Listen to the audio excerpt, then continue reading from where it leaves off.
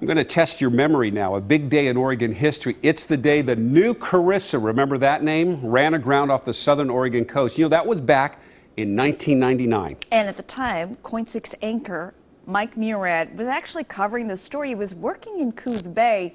Tonight, he's looking at what has changed since. Our experience with the new Carissa, for example, wasn't very pleasant. I can say that much about it. Mick Lights got the call to respond that morning. We spent $100,000 mobilizing that day, had a semi-load of equipment in Coos Bay the next morning. That was about 9:30 in the morning when we got hired, and 7:30 that night I was called by the surveyor and said, stop whatever you're doing, they've hired Schmidt. Just as quickly as the Portland-based salvage company was on the job, they were off. The underwriters for the Japanese company that owned the new Carissa decided to go with a company from the Netherlands. A command team was formed to come up with a plan to free the stuck freighter after it sailed too close to the coast. It included 8 different agencies or companies, everyone from the U.S. Navy to Coos County commissioners.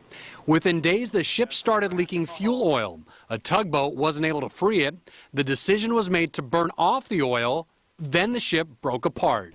What broke it in two was the fire. Eventually, the bow was towed out to sea and became target practice for the Navy, who sank it after hitting it with a torpedo. In the meantime, the stern remained in the Coos Bay surf until it was finally removed piece by piece in 2008.